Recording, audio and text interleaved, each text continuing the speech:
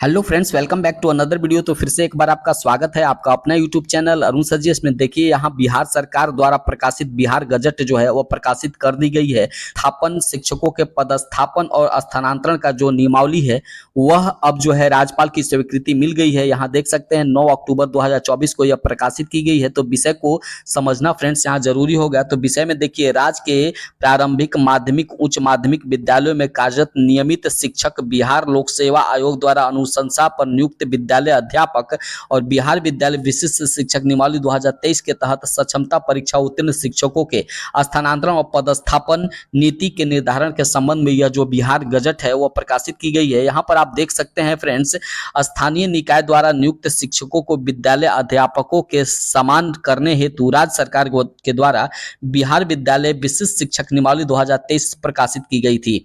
यहाँ पर इस नियमावली के अधीन सक्षमता परीक्षा उत्तीर्ण लगभग 1,87,818 शिक्षकों के पदस्थापन की कार्रवाई की जानी है। साथ ही विभिन्न कोटियों के शिक्षकों के पदस्थापन स्थानांतरण में हितबद्ध शिक्षक शिक्षिकाओं, विभिन्न शिक्षक संगठनों एवं विभिन्न स्तर के जनप्रतिनिधि द्वारा मांग पत्र और सुझाव विभाग को प्राप्त हुए हैं। दूसरी ओर विद्यालय अध्यापक के यहाँ रेंडमाइजेशन पद्धति द्वारा पदस्थापन किए जाने के कारण विभिन्न विद्यालयों में विशेष विसंगति, प्रतिकूल शिक्षक छात्र अनुपात, महिला शिक्षिकाओं को इच्छित पदस्थापन नहीं होने के कारण इनके आवागमन में काफी कठिनाई होती थी। इसको ध्यान में रखते हुए शिक्षकों के पदस्थापन स्थानांतरण को एक तार्किक स्वरूप दिए जाने की आवश्यकता विभाग के स्तर पर महसूस की गई। तो यहाँ पर कहा जा रहा है कि जो बीपीएससी से बहाल शिक्षक हैं उनका जो है पदस्थापन रेंडमाइजेशन के द्वारा हुआ था, जिसके चलते जो शिक्षिकाएं हैं खासकर उनको बहुत दिक्कत होती थी आवागमन में। साथ ही साथ विषय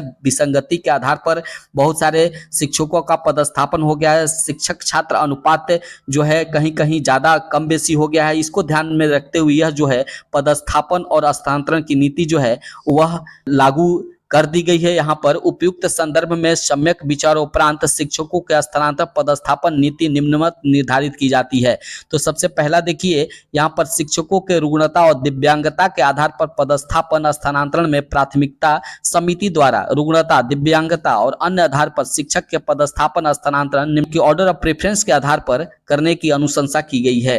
तो जो असाध्य रोग से ग्रसित हैं, जो मानसिक रोग से ग्रसित हैं, जो यहाँ पर गंभीर रोगों से ग्रसित हैं और खासकर महिलाओं के लिए यहाँ पर जो है वह कहाँ पे नहीं होगा, तो जो स्वयं गृह पंचायत नगर निकाय है वहाँ नहीं होगा, पति पत्नी के गृह पंचायत नगर निकाय में नहीं होगा, और जहाँ वर्तमान पोस्टेड हैं वहाँ पर नहीं होगा। तो यहाँ पर आप तीनों देख सकते हैं फ्रेंड्स, असाध्य रोग के लिए, गंभीर रुग्ण यानी दिव्यांगता है, इसके आधार पर जो है वह शिक्षकों का पदस्थापन स्थानांतरण होने वाला है। तो फ्रेंड्स कहाँ नहीं होगा, तो जिस प्रकार से पहले आया था उसमें कोई बदलाव नहीं हुआ है यहाँ पर इस नियमावली में। और नियमावली में यह कहता है कि इन सारे लोगों को ऑर्डर ऑफ प्रेफरेंस दिया जाएगा और इसके आधार पर 3 जगहों पर इनकी पोस्टिंग जो है वह पदस्थापन और स्थानांतरण नहीं हो सकता है। तो सबसे पहला है कि जहां ये जिस गृह पंचायत नगर निकाय में रहते हैं वहां पर नहीं होगा, पति पत्नी के गृह पंचायत नगर निकाय में नहीं होगा, और जहां पर वो पदस्थापन है, जिस विद्यालय में अभी वो पदस्थापन है वहां पर भी इनका जो है पदस्थापन नहीं होगा।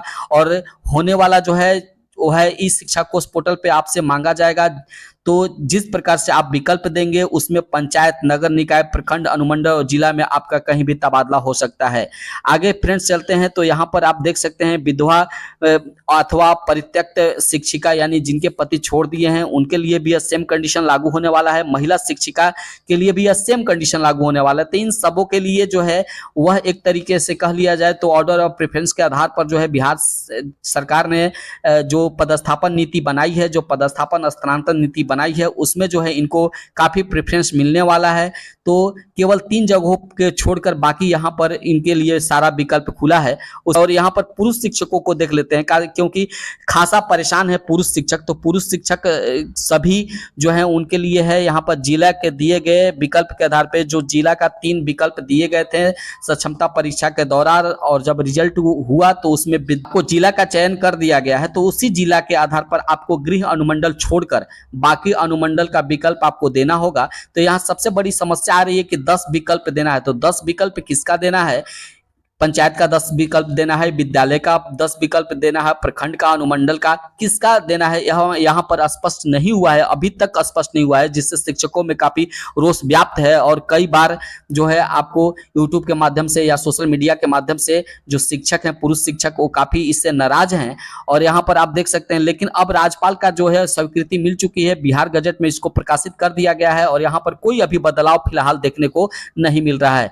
यहाँ पर आप फ्रेंड्स देख सकते हैं, यहाँ पर स्थानांतरण पदस्थापन के सामान्य सिद्धांत क्या है, तो शिक्षा विभाग के अधीन विभिन्न विद्यालयों में विहित वेतनमान में नियुक्त नियमित शिक्षक, स्थानीय निकाय द्वारा नियुक्त शिक्षक, सक्षमता परीक्षा उत्तीर्ण विशिष्ट शिक्षक और बीपीएससी द्वारा नियुक्त कार्यरत शिक्षक, यही आपको जो है वह रहने वाले हैं। जो वरीयता का क्रम है वह इसी आधार पे आपको रहेगा। तो सबसे पहले नियमित शिक्षक को वरीयता दी गई है, उसके बाद निकाय शिक्षक यानी नियोजित शिक्षकों को रखा गया इसमें, और यहाँ पर सक्षमता परीक्षा उत्तीर्ण विशिष्ट शिक्षक को वरीयता दिया गया है, और अंत में जो है बीपीएससी के द्वारा जो विद्यालय अध्यापक बहाल है उनको वरीयता का क्रम रखा गया है। हालांकि नियोजित शिक्षक का इस अभी जो है ट्रांसफर नहीं होने वाला है।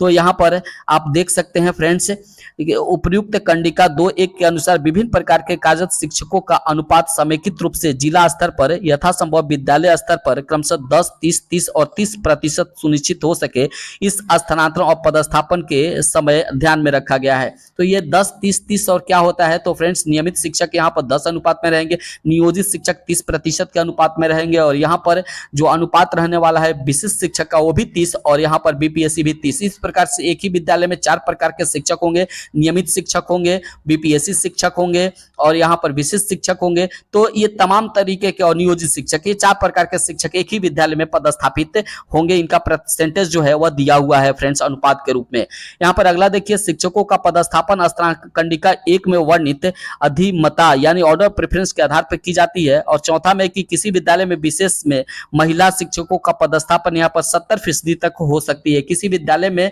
70% से ज्यादा नहीं होगा महिलाओं की नियुक्ति और पदस्थापन और स्थानांतरण। यहाँ पर 5 नंबर में प्रत्येक शहरी निकाय को 1 इकाई मानकर स्थानांतरण की कार्रवाई की जाएगी।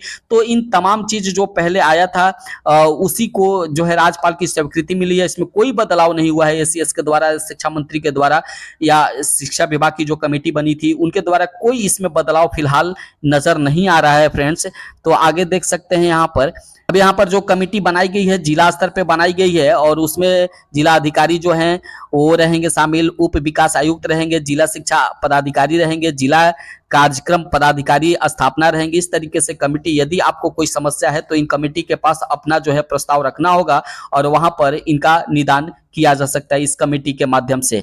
और फ्रेंड्स मैं आपको बता दूं कि ये सॉफ्टवेयर के माध्यम से जो है शिक्षकों का पदस्थापन स्थानांतरण होने वाला है। 10 विकल्प दिए जाएंगे के आधार पे आपको विद्यालय का यहाँ पर चयन किया जाएगा या अनुमंडल का चयन किया जाएगा, उसमें जो है पदस्थापन और स्थानांतरण नियमावली यही है। यहाँ पर बिहार सरकार के द्वारा जो गजट पेश किया गया है, तो फ्रेंड्स यहाँ पर देख सकते हैं राज्यपाल के आदेश से डॉक्टर एस सिद्धार्थ अपर मुख्य सचिव के द्वारा यह जो है वह गजट निकाला गया है। यहाँ आप यह आदेश दिया जाता है कि सर्वसाधारण की जानकारी के लिए इसे राजकीय गजट के असाधारण अंक में प्रकाशित किया जाए।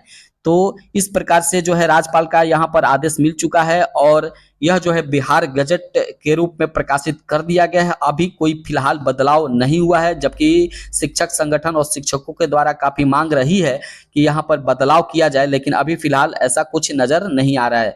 आज तक बस इतना ही। जैसे कोई शिक्षा विभाग से अब नया अपडेट आता है हम आपके पास एक नए वीडियो के साथ उपस्थित होंगे। तब तक के लिए जय हिंद, धन्यवाद।